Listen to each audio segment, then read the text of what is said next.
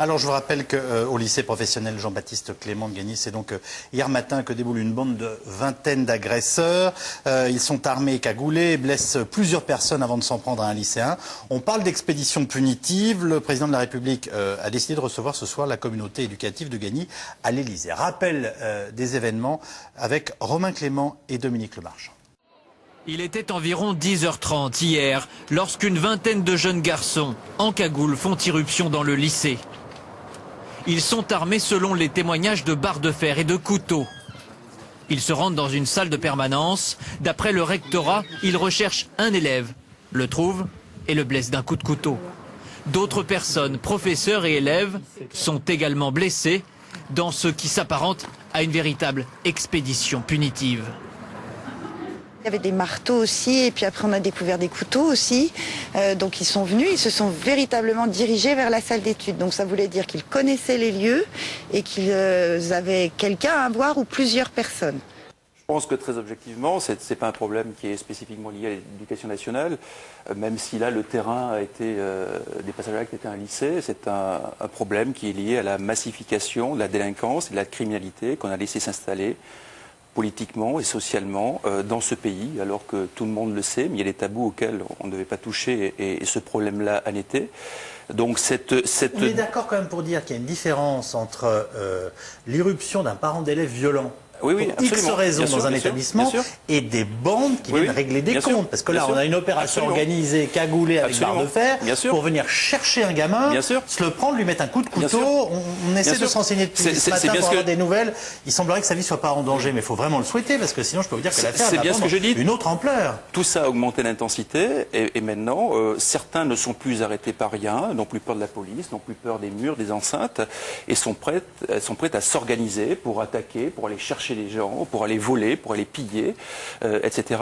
Donc on a un problème massif qui s'est passé cette fois-ci au lycée. Ça aurait pu se passer en périphérie des stades, ça aurait pu se passer dans des lieux plus privés, dans une gare ou ailleurs, on le sait bien, dans un transport en commun.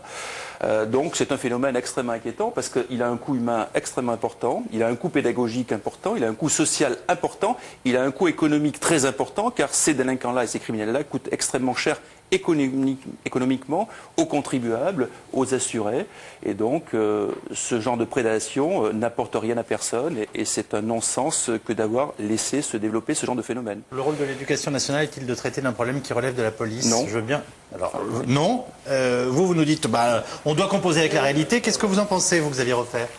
J'en pense une chose, et c'est pas la première fois que je le dis. J'aimerais être aussi optimiste que notre ami Delage, mais je constate une chose.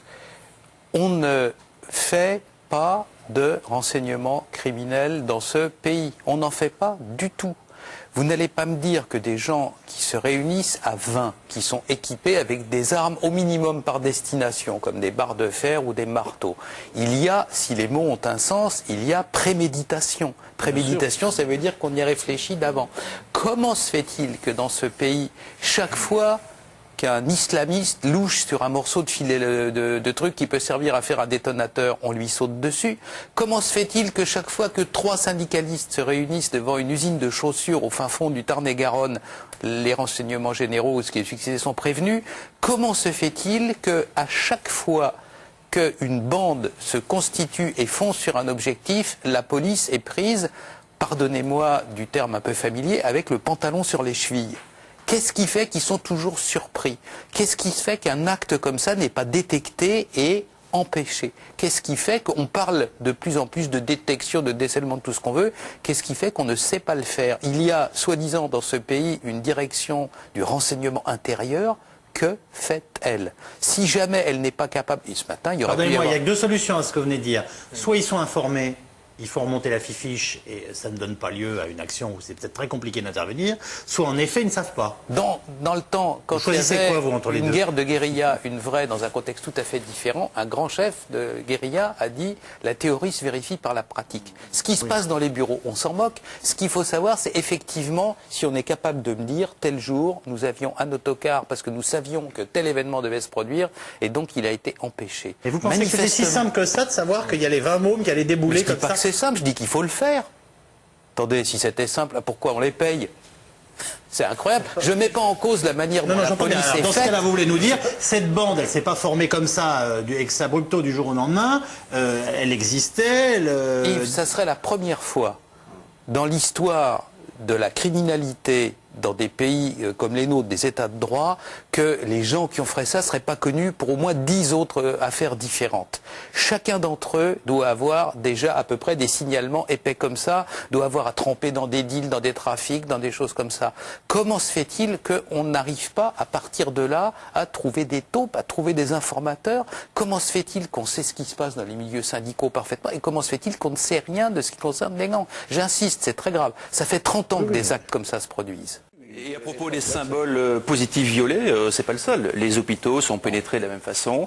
Il faut savoir qu'il y a des corps qui ne font qu'œuvrer pour le bien des autres, comme les pompiers qui sont régulièrement attaqués de la même façon, comme les infirmières dans les quartiers, comme certains médecins, etc., etc. Et ça dure depuis des années. Donc on voit très bien que cette délinquance, cette criminalité est forte, importante et extrêmement grave. Xavier Refer. Quand un phénomène comme ça semble complexe, il faut en revenir aux bases. Dans un phénomène, il y a les causes immédiates et après ça des causes plus lointaines, hypothétiques, supposables, envisageables. La cause immédiate, dans les hôpitaux, dans les transports en commun, dans les lycées, dans les collèges, demain dans les cimetières ou Dieu sait trop quoi, c'est le fait qu'il y ait des bandes. Ça, c'est indéniable. Le fait qu'une vingtaine de gaillards soient rentrés dans le lycée avec des... c'est indéniable. Le reste, pourquoi ils l'ont fait, etc. C'est de l'ordre de la supputation. Le premier fait, c'est ça.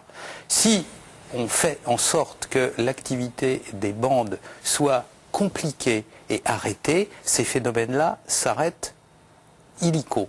J'adore les conversations sur est-ce qu'on participe à la médiatisation.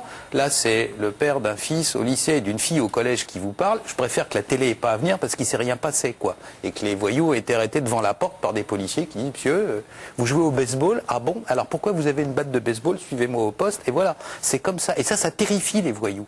Parce qu'ils se sentent à ce moment-là surveillés, pénétrés, etc. Autrement, le fait d'être emmené au poste et puis de passer la nuit au poste et après ça de tomber sur un juge qui trop souvent dit « Ah oui, votre pauvre mère se livrait au commerce de ses charmes, votre père était alcoolique, mon pauvre ami, la culture de l'excuse, vous savez, sociologue et compagnie, là. » Les policiers ont-ils peur des jeunes des cités ?